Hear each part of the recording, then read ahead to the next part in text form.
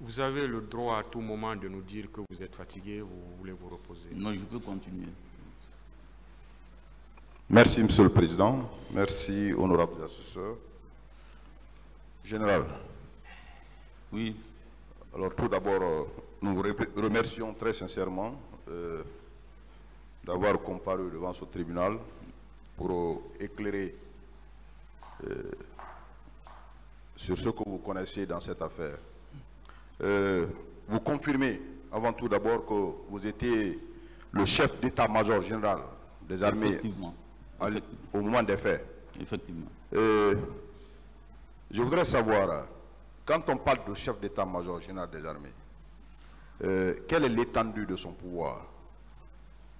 Voilà. Le chef d'état-major a en charge la commande de l'armée de terre, l'armée de l'air, l'armée de mer et la gendarmerie.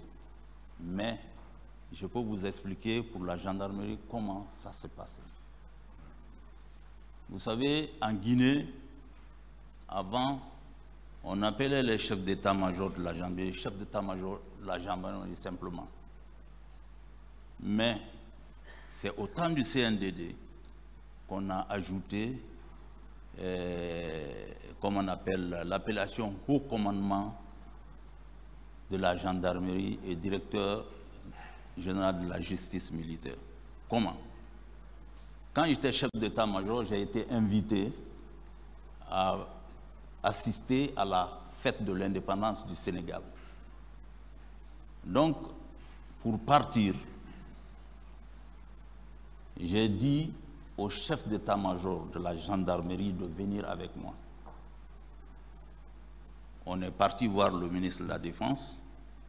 On l'a dit, il a dit si je peux partir avec le chef d'état-major de la gendarmerie. Il dit il faut que le président donne son aval. On s'est porté dans le bureau du président d'Addis. On a posé le problème. Il dit qu'il ne trouve pas d'inconvénient à cela. Excusez-moi. Donc, c'est pourquoi j'ai fait le déplacement avec le chef d'état-major de la gendarmerie. Pourquoi? C'était pour se référer sur l'organisation, parce qu'il me disait ça souvent. Si on pouvait organiser une mission pour qu'il aille voir comment c'est pour... parce qu'on avait relancé la réforme de l'armée et on était beaucoup en avance. C'est vrai au temps de CNDD, il y a des témoins, même au niveau international. Donc, c'est pourquoi j'ai été avec lui. Et après la fête, j'ai demandé au chef d'état-major général des forces armées du Sénégal d'organiser une visite pour le chef d'état-major de la gendarmerie. J'ai dit, il veut voir le modèle d'organisation qui se passe au Sénégal. Lui, il a accepté et il a organisé la visite toute une journée. Il est parti, il a visité les bureaux. Ce jour-là, il est parti là-bas seul. C'est bon, hein? C'est bon. Moi, je voudrais tout simplement savoir quels sont les corps qui rentrent dans votre contrôle, l'étendue de votre pouvoir. Vous avez dit que c'est l'armée de terre, l'armée de l'air, l'armée de l'air, la marine et la gendarmerie. Oui. Donc, même, et la douane. La douane fait partie de... Bon, la douane, pas tellement, mais on les associe parce qu'on a dit les forces, comment on appelle Est-ce que la douane fait partie? La douane fait partie de... Non, voilà. Parce que c'est des paramilitaires. C'est bon. Du ministère. La police fait partie? La police, oui. On associe la police quand il faut prendre, comme on appelle, des dispositions pour la sécurité générale dans le pays. Mais ils relèvent de leur ministère, c'est des paramilitaires aussi, ils ne relèvent pas directement de moi. Mais jusque maintenant, ça se passe quand il y a des réunions, on associe tout le monde. Est-ce que... C'est pourquoi on dit les forces de défense et... Est-ce que... je voudrais savoir, puisque dans votre narration, vous avez parlé de la réunion. C'était le 25 ou le 26? Vous êtes venu trouver le président Dadis le 25. Quand voilà, vous êtes venu rendre compte au ministre de la Défense. Oui, oui. Est-ce que c'est le 25 ou le 26? En tout cas, c'est entre les deux, 25, hein, je crois. 25 ou 26. Vous l'avez trouvé avec le président Dadis? Avec le président Dadis. Hein? Où vous les avez Non, non, avec le ministre de la Défense. Ministre de la Défense. Ouais. Je parle du ministre de la Défense. Hein? Quand vous êtes venu le rendre compte, vous l'avez trouvé où? Dans son bureau, avec le ministre de la Défense. Avec le ministre de la Défense. Oui. C'est ce que je voudrais savoir.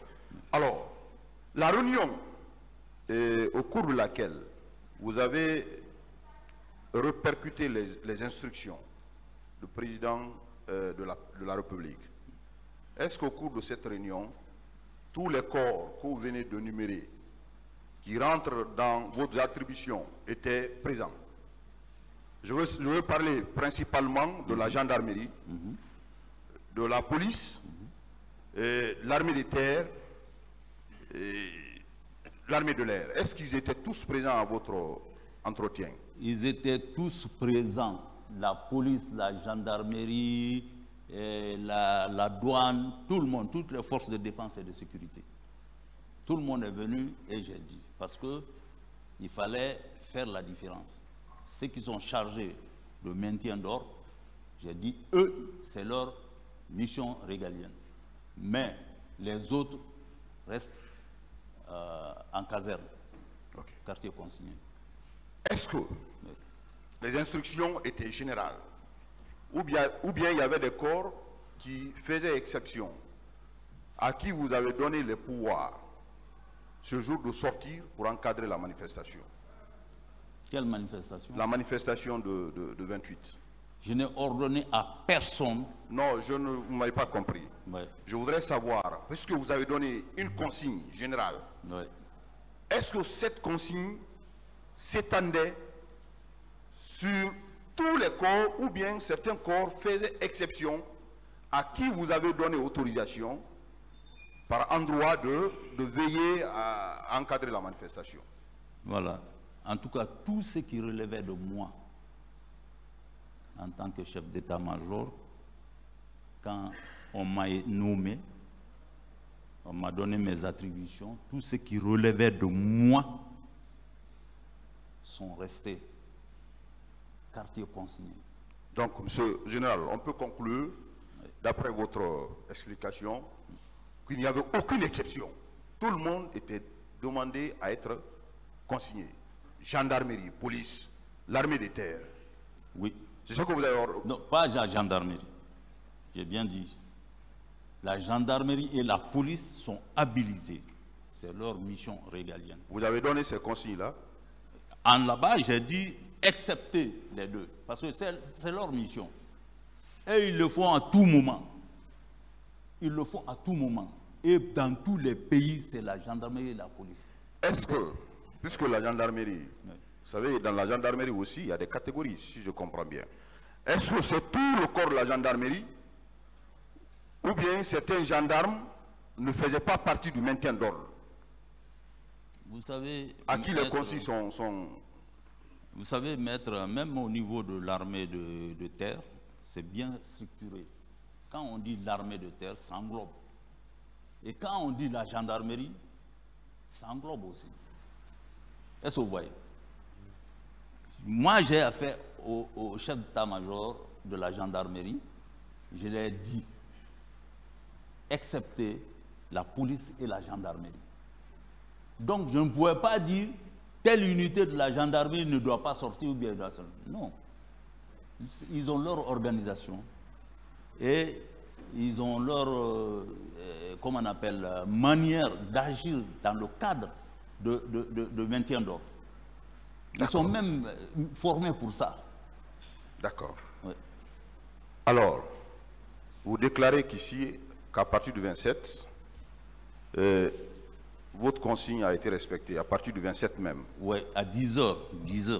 Quels sont les corps qui ont respecté ce même jour? Tout le monde, tous les gens que j'ai appelés étaient présents dans la salle.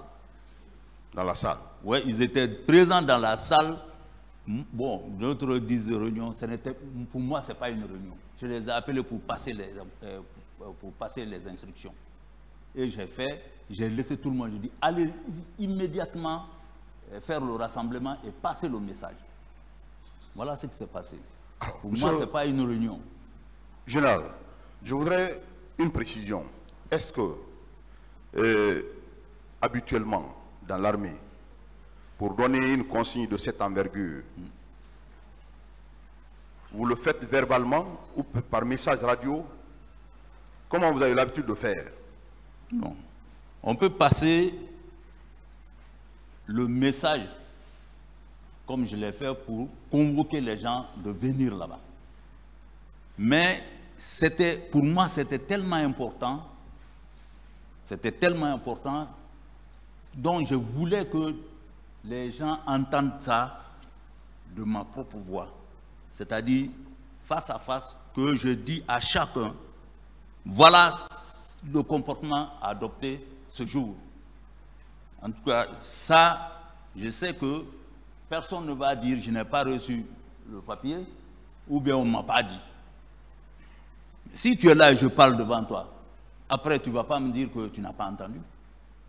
Vous n'avez pas fait de message à l'endroit des différents camps de pays? Message radio ou par un acte écrit? Je n'ai pas fait d'acte, j'ai voulu qu'ils entendent ça de ma propre bouche. Okay. Je vais revenir sur la question, vous étiez chef d'état-major général. Effectivement. C'est pourquoi j'ai eu l'intérêt de la question. Je voudrais savoir l'étendue réelle de vos pouvoirs. Le 28, vous confirmez que vous étiez au camp Samori Touré? Le 20? Le 28 septembre, oui. Le matin? Oui. Vers 7 heures. Ça, c'était tous les jours. Est-ce qu'avant 10 heures, puisque vous déclarez que c'est à 10 heures, vous avez appris qu'il y a des événements, ce qui a été conforté par l'appel de cette dame qui travaille à la Croix-Rouge, oui, demandant votre service? Ouais, entre 10h et 11h. Est-ce que bien avant 10 heures, cet appel, à partir de 8 heures, on vous a rendu compte de ce qui se prévalait à Conakry, ouais, j'ai dit ce qui prévalait au stade du 28 septembre, ouais, étant chef d'état-major général de l'armée? Oui, il y avait même un petit poste radio à côté où ça c'était tout le temps dans mon bureau. Quand je viens le matin, j'allume pour écouter les informations. Donc, mais il y avait les murmures avant ça. On entendait de tous les bords que les gens veulent marcher, voilà, à la télé, à la radio, partout. Ça dit. Mais moi, je dis que je n'étais pas sûr parce que je voyais tous ces gens-là au camp. Pour moi, vraiment, ils vont s'entendre et puis... Je voudrais dire, ouais, est-ce qu'un de vos subordonnés vous a appelé pour vous décrire l'atmosphère qui régnait à Conakry, en général et en particulier au stade? Est-ce qu'un de vos subordonnés vous a appelé pour vous décrire ce qui se passait, étant chef d'état-major général de l'armée? Puisque vous avez fait appel, ouais, au chef d'état-major général de l'armée de terre, tous les corps qui rentrent dans vos attributions. Est-ce que quelqu'un d'entre eux vous a appelé pour vous rendre compte de la situation qui prévalait à Conakry en général et au stade en particulier? Non, c'est moi qui appelais, chaque 1 heure du temps, j'appelais les chefs d'état-major et je leur demandais, voilà, quelle est la situation? On me disait, ah, les gens sont là, ils ne sont pas sortis. Ils sont là, les armes sont au faisceau. Et quand le quartier est consigné, comme ça, vous pouvez vérifier, à chaque 1 heure ou 2 heures, on fait l'appel des gens pour voir s'ils sont dans les rangs. Vous voyez? Donc, ils ne m'ont pas remonté qu'il y a des gens qui sont sortis et qui sont partis. Ils ne m'ont pas dit. Mais comme ils ne m'ont pas dit, je ne peux pas inventer que les gens sont sortis ou bien... Voilà, ils ne m'ont pas dit. Ils m'ont dit tout se passe bien, les armes sont au faisceau et les gens sont sur place. J'ai dit le 27 au 28, il y a des unités où les gens ont passé la nuit. Ils ont passé la nuit au camp. Donc personne ne vous a informé? Que les gens sont partis au camp. Les gens sont sortis, aucun chef d'État? Non.